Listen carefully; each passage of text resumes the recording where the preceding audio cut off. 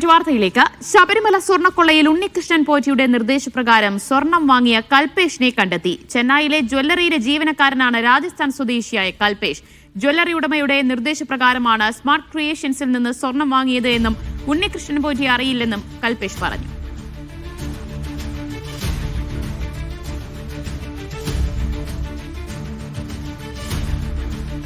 ശബരിമല സ്വർണ്ണക്കൊള്ളയിൽ മറ്റൊരു നിർണായക കണ്ടെത്തൽ ഉണ്ടായിരിക്കുകയാണ്. ഉണ്ണികൃഷ്ണൻ പോറ്റിയുടെ നിർദ്ദേശപ്രകാരം സ്വർണം വാങ്ങിയ കൽപേഷിനെ കണ്ടെത്തിയിരിക്കുന്നു.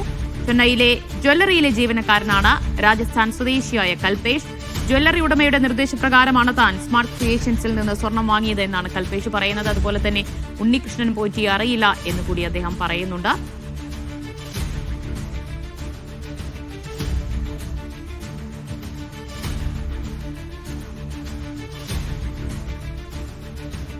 ശബരിമല സ്വർണ്ണക്കൊള്ളയിൽ പ്രത്യേക അന്വേഷണ സംഘത്തിന്റെ അന്വേഷണം പരിശോധന പുരോഗമിച്ചു വരികയാണ്. ഉണ്ണികൃഷ്ണൻ പോറ്റിയുമായി ചെന്നൈയിലും ബംഗളൂരുവിലും എത്തിച്ച് തെളിവെടുപ്പ് നടത്തുകയും അതിനിടയിൽ ബെല്ലാരിയിൽ നിന്ന് ശബരിമലയിൽ നിന്ന് കൊണ്ടുപോയ സ്വർണം കണ്ടെത്തുകയും ഒക്കെ അന്വേഷണ സംഘം ചെയ്തിരുന്നു. അതിനിടയിലാണ് കൽപേഷിനെ കൂടി കണ്ടെത്തിയിരിക്കുന്നത്. സിജോ വി ജോൺ വിവരങ്ങൾ നൽകും. സിജോ, അങ്ങനെ വിവാദ ഇടനിലക്കാരൻ കൽപേഷിനെ കണ്ടെത്തിയിരിക്കുകയാണ്.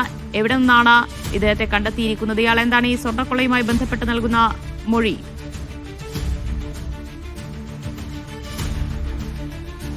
ഈ ശബരിമലയിലെ ദ്വാരപാലക ശില്പവും അതോടൊപ്പം തന്നെ ഈ കട്ടളയും കൊണ്ടുപോയ കേസിലെ പ്രതിയാണ്. അതിൽ കട്ടള കൊണ്ടുപോയി ഇത് ഉരുക്കി സ്വർണം എടുത്ത കേസിലെ പ്രതിയായി രണ്ടാം പ്രതിയാക്കിയാണ് കൽപേഷിനെ കേസെടുത്തിരുന്നത്.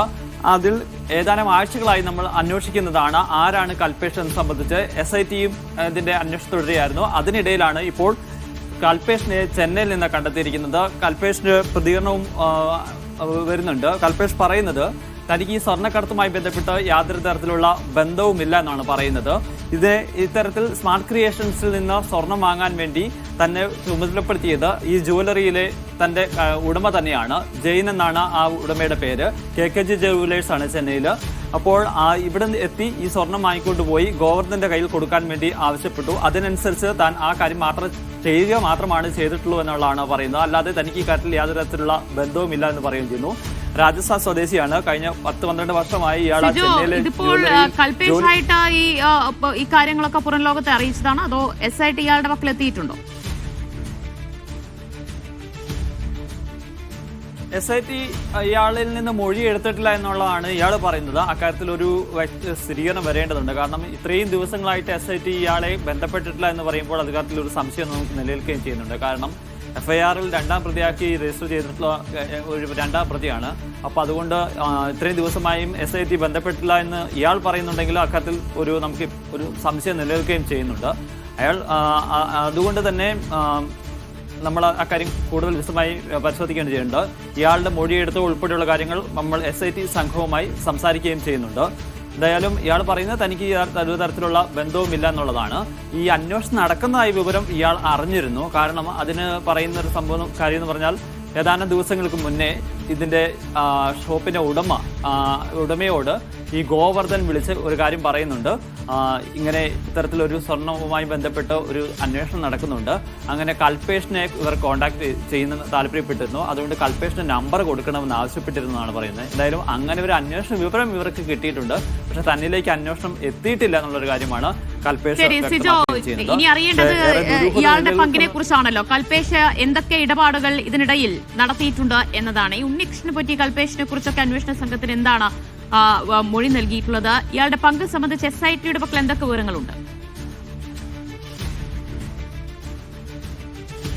ഈ കൽപേഷിനെ ഈ കേസിലെ രണ്ടാം പ്രതിയാക്കാനുള്ള പ്രധാനപ്പെട്ട കാരണം എന്ന് പറയുന്നത് ഉണ്ണികൃഷ്ണൻ പോറ്റിയുടെ മൊഴി തന്നെയായിരുന്നു. ഉണ്ണികൃഷ്ണൻ പോറ്റിയാണ് ദേവസ്വം വിജിലൻസിനോട് ആദ്യമായി പറയുന്നത് സ്മാർട്ട് ക്രിയേഷൻസിൽ നിന്ന് താൻ പറഞ്ഞതനുസരിച്ച് കൽപേഷ് എന്ന് പറയുന്ന വ്യക്തിയാണ് ഈ സ്വർണം ഏറ്റുവാങ്ങിയെന്നാണ് പറഞ്ഞിരുന്നത്. ആ മൊഴിയുടെ അടിസ്ഥാനത്തിലാണ് പ്രത്യേക അന്വേഷണ സംഘം ഈ കേസിൽ രണ്ടാം പ്രതിയാക്കി ഇയാളെ അന്വേഷണം മുന്നോട്ട് കൊണ്ടുവയ്ക്കുന്നത്, FIR ഇടുകയും ചെയ്തിരുന്നത്. അതുകൊണ്ട് ആ ഒരു കാര്യം മാത്രമാണ് ആ ഘട്ടത്തിൽ പുറത്തു വന്നിരുന്നത്. പക്ഷേ ഇപ്പോൾ കൽപേഷ് പറയുന്ന ഒരു പ്രധാനപ്പെട്ട കാര്യം എന്ന് പറയുന്നത് തനിക്കറിയില്ല, ഇങ്ങനൊരു തട്ടിപ്പ് നടന്നതായി താൻ അറിയില്ല. താൻ ഒരു ജ്വല്ലറിയിലെ ജീവനക്കാരനാണ്. അങ്ങനെ സ്വർണം പോകുക എന്ന് പറയുന്നത് അത് പതിവായി ചെയ്യുന്ന ഒരു കാര്യമാണ്. തന്റെ ഈ ജ്വല്ലറിയുടെ ഉടമ ജെയിൻ തന്നോട് ആവശ്യപ്പെടുന്നു സ്മാർട്ട് ക്രിയേഷൻസിൽ പോയി സ്വർണം വാങ്ങുക, അതിനുശേഷം ഗോവർദ്ധന്റെ അടുത്ത് എത്തിക്കുക എന്ന് പറഞ്ഞു. അങ്ങനെ ഇയാളുടെ നിർദ്ദേശപ്രകാരം അത്തരം കാര്യം ചെയ്തിട്ട് മാത്രമേ ഉള്ളൂ. അല്ലാതെ ഇതിന് സാമ്പത്തിക ലാഭം ഉണ്ടാക്കിയോ ഒന്നും താൻ ചെയ്തിട്ടില്ല എന്നുള്ള കാര്യമാണ് പറയുകയും ചെയ്തിരിക്കുന്നത്.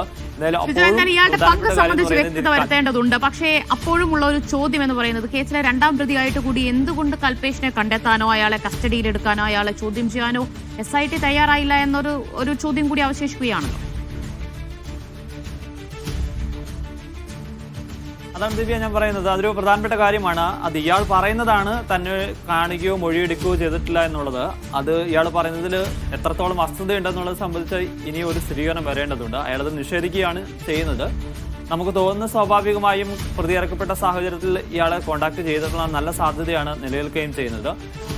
പക്ഷേ അങ്ങനെ കോൺടാക്ട് ചെയ്തിട്ടുണ്ടെങ്കിൽ പോലും ഇയാളുടെ റോള് നമ്മൾ പ്രതീക്ഷിക്കുന്ന അത്രയും ഇല്ല എന്ന് കരുതേണ്ടി വരും. കാരണം ഉണ്ണികൃഷ്ണൻ പോറ്റി പറഞ്ഞതനുസരിച്ചാണ് ഇതിൽ കേസിൽ രണ്ടാം പ്രതിയാക്കുന്നത്. പോറ്റി പറഞ്ഞത് സ്മാർട്ട് ക്രിയേഷൻസിൽ നിന്ന് സ്വർണം ഏറ്റുവാങ്ങാൻ വേണ്ടി താൻ നിയോഗിച്ച ആളാണെന്നാണ് പറഞ്ഞിരിക്കുന്നത്. എന്തായാലും അയാൾ ആ കാര്യം സ്ഥിരീകരിക്കുകയും ചെയ്യുന്നുണ്ട്.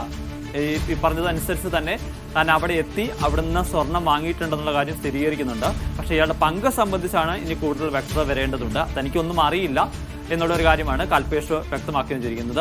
ഒരു പക്ഷേ അത് ഇതിലെന്തെങ്കിലും വസ്തുതയുണ്ട്, അല്ലെങ്കിൽ ഇയാൾ പറയുന്ന കാര്യത്തിൽ വസ്തുതയുണ്ടെന്ന് തോന്നിയത് കൊണ്ടാവാം ഒരുപക്ഷെ അങ്ങനെയാണെന്നുണ്ടെങ്കിൽ അന്വേഷണ സംഘം കൂടുതൽ നടപടികളുമായി മുന്നോട്ട് പോകാത്തത്. കാരണം അതിൻ്റെ അകത്ത് സാമ്പത്തിക ലാഭം ഉണ്ടാക്കിയ ആളുകളെയൊക്കെ ഉൾപ്പെടെ കേന്ദ്രീകരിച്ചാണ് അന്വേഷണം നടത്തുന്നത്. അങ്ങനെ സാമ്പത്തിക നേട്ടമൊന്നും ഉണ്ടാക്കിയിട്ടില്ല എന്നുണ്ടെങ്കിൽ അയാളെ കസ്റ്റഡിയിൽ എടുക്കുകയോ അതിന് ചോദ്യം ചെയ്യുകയോ മറ്റു നടപടികളിലേക്ക് പോയി അല്ലെങ്കിൽ അറസ്റ്റ് ഉൾപ്പെടെയുള്ള നടപടികളിലേക്ക് പോകേണ്ട ആവശ്യമില്ല എന്ന് ഒരുപക്ഷെ SIT സംഘം കരുതി കാണും. എന്തായാലും ഇയാളെക്കുറിച്ച് കൃത്യമായ സൂചനകൾ അന്വേഷണ സംഘത്തിന് നേരത്തെ തന്നെ ഉണ്ടായിരുന്നു. എങ്കിലും അങ്ങോട്ട് എത്തിയിട്ടില്ല എന്നുള്ള കാര്യമാണ് ഇയാൾ പറയുകയും